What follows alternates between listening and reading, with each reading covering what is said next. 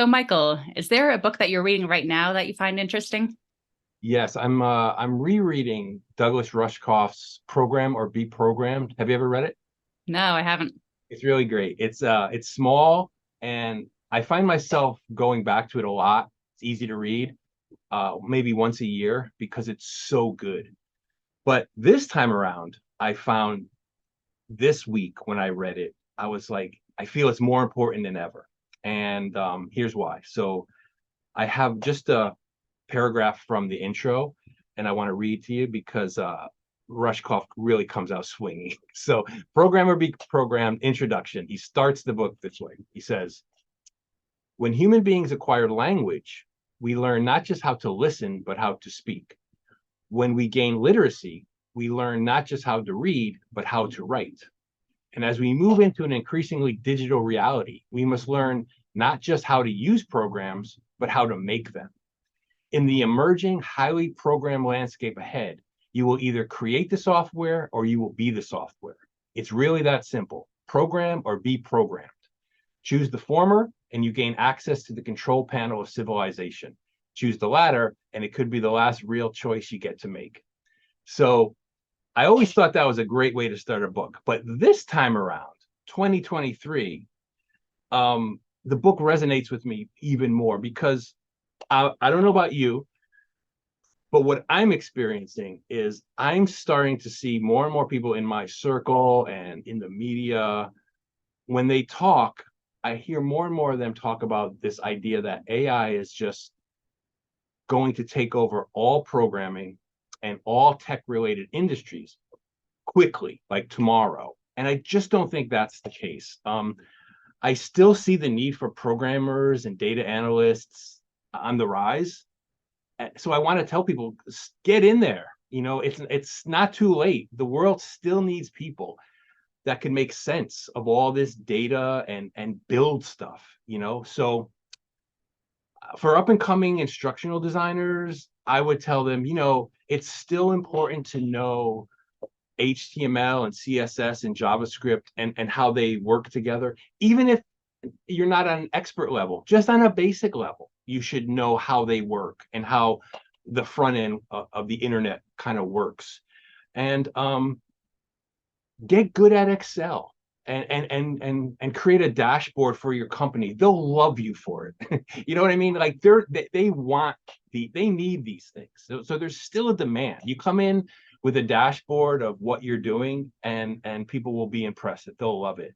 Learn a little bit about SEO and how optimization works, or learn a little bit about how databases work. The list could go on and on. Or at the very least, you should learn as much as you can about how the programming around us is actually working.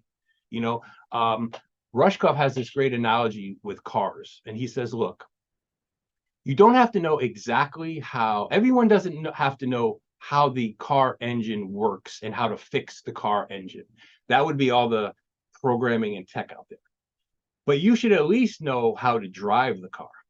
So his analogy is, look, if you don't know how the car engine works and you don't know how to drive the car, and you have to rely on being driven everywhere, that's probably not the best place to be. Um, and that's kind of how I feel about programming. You don't have to be a back end programmer, but you also shouldn't be a pure consumer. You should know how the internet works a little bit and know how online shopping, how money gets transferred, or how search works, how viruses work, just to know a little bit about the programming that's happening around you. Then I think you could pick what you're interested in, what interests you, what niche you might want, and then learn a little bit about that, because we can't learn everything. But to have a better general sense of how programming is happening around us and then picking where you want to be, I think there's still a lot of places for people to be in there, and not to just say, well, I'll just go to Chat GPT every time I want to do something. It's like, no, learn how to program or be programmed is my, what do you think? Yeah, so I am not a programmer. I know a little bit, a tiny, tiny bit of HTML and CSS, but it's been years since I've had to use it. Mhm. But I really agree with your statement of understand how it works, right? So I regularly go to ChatGPT, or we even have our own internal tool at my company to block certain information, make sure it's secure, highly compliant environment. Mhm. And you need to know what to look out for Sure. because you can't just take it for face value. So it's kind of like I see it as my brainstorming buddy, but I'm the expert and I say, ooh, it got this wrong, or oh, let me build on this idea. Yeah. So a great kind of programming partner, so to speak. I know that sometimes people do paired programming, but there's still that important human element. And I like how you encouraged everyone to focus on what interests you and get after that. Maybe I'll try to build a personal dashboard. That sounds pretty useful. Yeah, and I would only say I do think you're a programmer. See, maybe that term needs to be adjusted because we probably still think, well, unless I know Java and sorry, Python or Java or backend programming, I'm not a programmer. But what you do every day with all the different components of building courses and using the internet and using communication tools and all that, you understand how it all works to it. So you are more of a programmer than you think. So yeah, I yeah, appreciate that. yeah, of course. You're great at what you do, and it takes a lot of understanding to be able to do the things you do.